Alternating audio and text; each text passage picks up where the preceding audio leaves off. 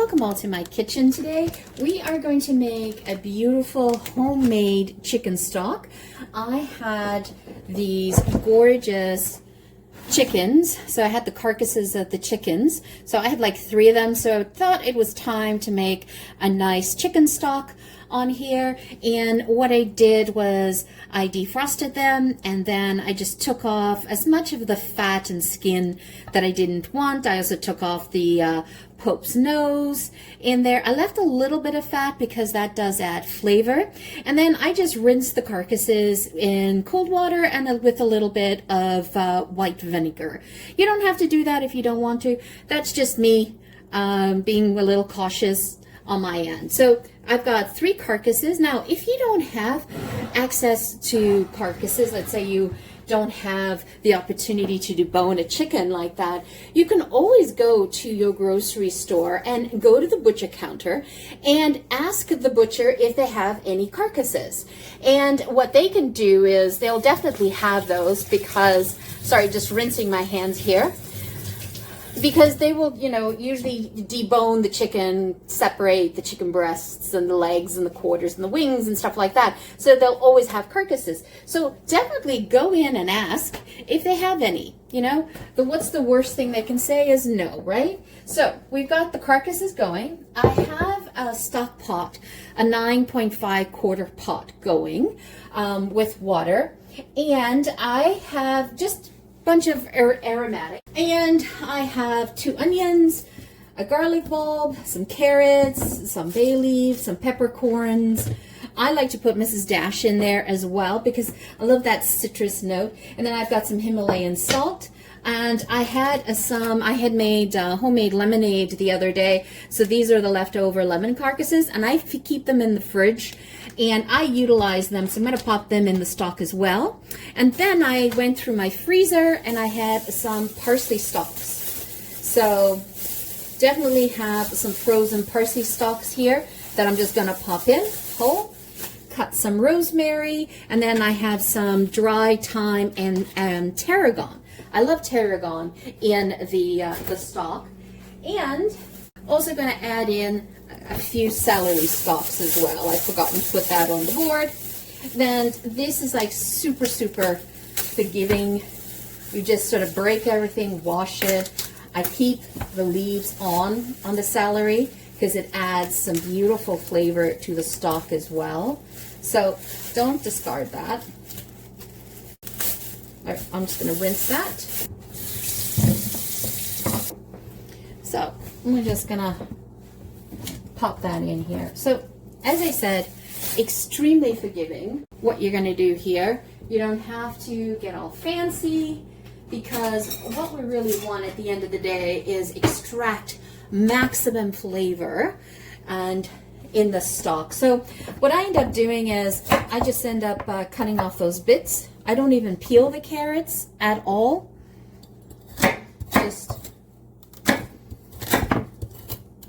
Just make chunks. I love it because I don't have to get too worried about what I'm doing here. Then we're going to just take celery. Again, your celery doesn't, whatever your celery is at, the state that it's at, doesn't really matter because you're just going to be boiling it all out.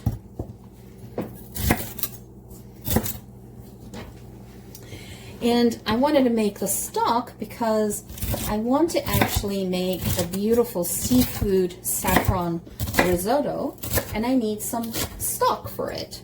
So I was like, okay, let's make the stock, and I'll do a quick little video for you guys to see how I make my stock. And then, the onions, you just have to take the bottom off, keep it whole. You can do it with the skin, and I simply just quarter them in here. Again, it's also the size of your pot, right? So just pop that over there. Perfect. And then the garlic, I don't even peel them. I just cut the garlic bulbs. I cut those in half, basically like that. And we're pretty much done. that's it.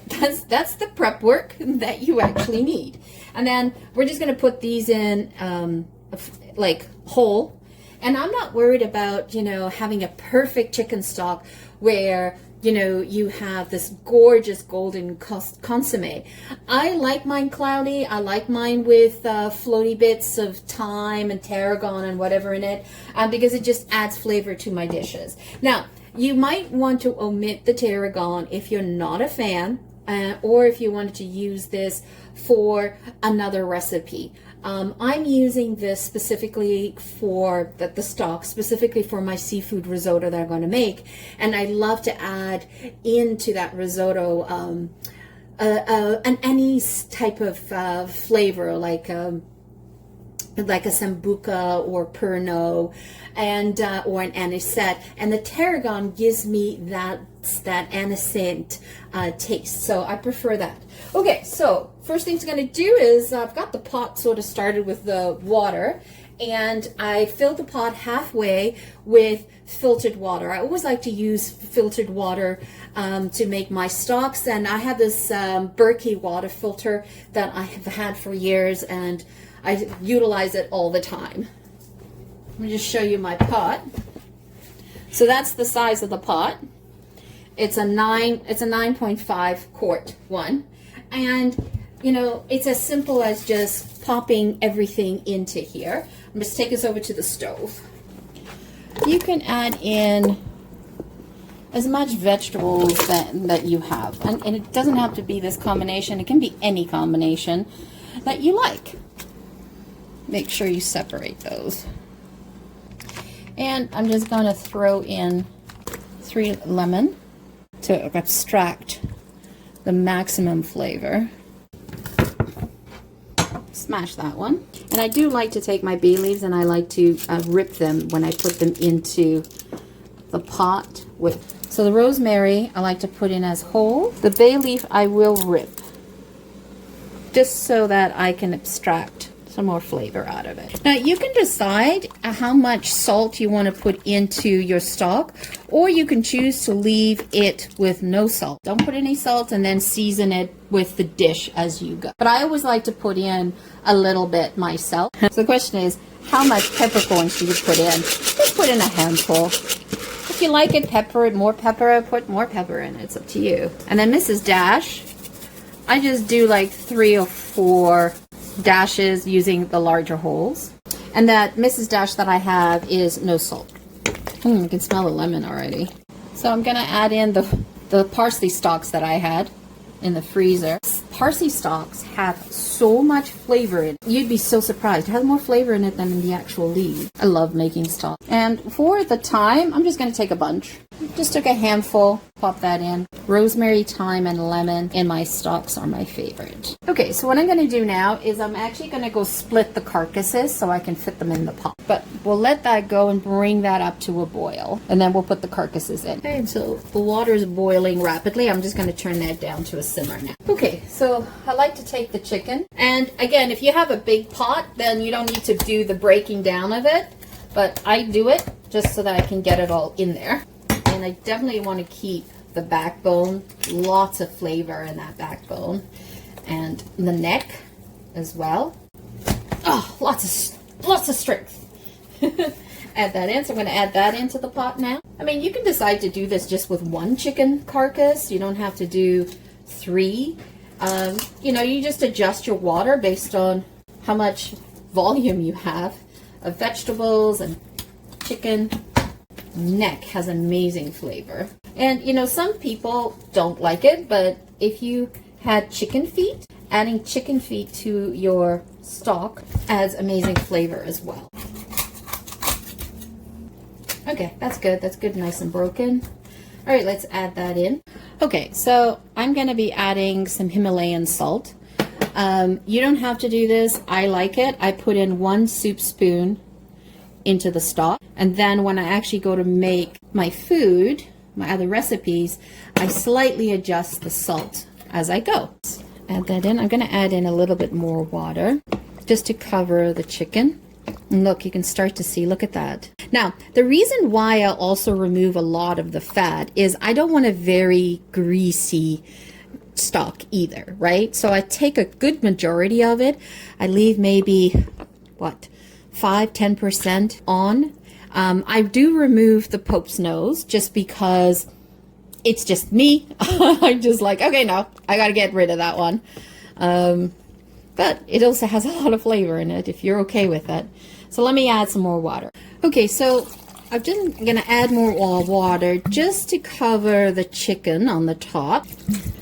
Now, the other thing is that when you're making your stock, you also want to be conscious about not making it too peppery or too salty, because you want to be able to add that into your recipes when you utilize this. So I'm just going to let this now simmer for an hour, hour and a half, and I'll just come and check it every once in a while. And then if there's any kind of scum at the top, I'll just skim it. Just skim it into a bowl and throw that out. But look at this. Doesn't this look stupendous? Ooh, okay, that's going to make an amazing stock. All right, I'll see you in an hour and a half. I also decided to add in some more parsley leaves, the fresh ones that I had, because the other ones were frozen stalks, but I wanted to get the fresh leaves in there as well. There's nothing that says comfort than a good chicken stock for me. You make so many wonderful dishes with this.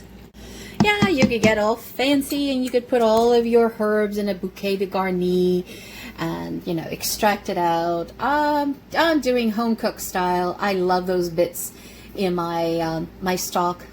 I just think of them as flavor bomb. So that's been simmering for almost 2 hours actually. I had left it on a very slow simmer, and you can see that the water has gone down. And I didn't have to skim it at all. This is what I got, the results that I got.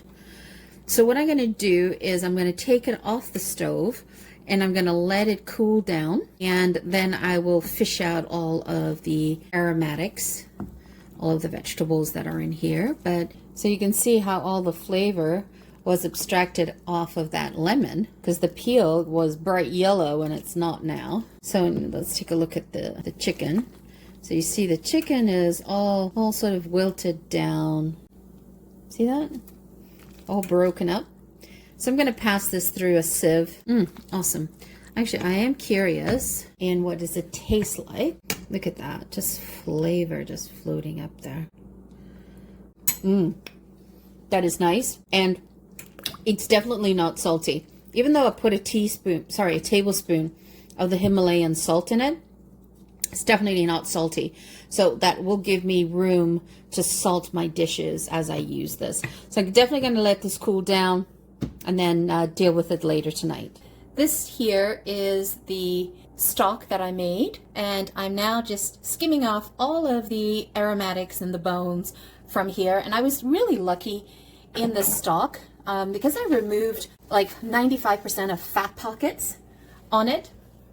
I didn't have to skim it at all. You know, sometimes when you're making your broth, you get all the fat sort of on the top and you have to skim it. I actually removed that, and I didn't have to worry about it at all. So I had left about 5% of it, just for flavor. I'm making a seafood risotto, and I really do enjoy using my homemade stock on it. All right, so it looks like we're done there. Now what I do is I just take it through another filtering, and that just captures any additional pieces. I usually just tip the pot through the sieve here, but I just wanted you guys to see it. And look at that beautiful stock. Doesn't that look gorgeous? Whether you want all of those bits left in your stock to add additional flavor to your other dishes, or you could go through the steps that I just went through here and you get super, super clear stock like that. So it depends on your recipes. You know, how far do you want to go with it? If you want to save yourself time, you could completely omit this step and you still have those wonderful flavors in your stock, right? So I'm going to do half and half. You could use a cheesecloth, a chinoise. Look at that stock. Isn't that gorgeous? I'm just going to speed this up. This will make an amazing chicken noodle soup. And then I just put these into containers. You can either freeze them or put them in your fridge depending on how quickly you're going to use them. but I've got a couple of recipes already in mind that I'll be using this stock for. So I'm going to put it all in the fridge, and if I don't use it up in a couple of days, that's when I'll just take the containers and freeze them. And when you're putting them in containers for freezing, always leave a bit of headroom at the top of your container, right? Because it's going to expand when it's frozen. So let me show you. Liquid gold, this is what I call this. So that's stock. As simple as it is to make, it's so nice if you can make your own stock at home. And it's so easy to do nowadays. Look at that, it's so gorgeous. I really am interested in just tasting it.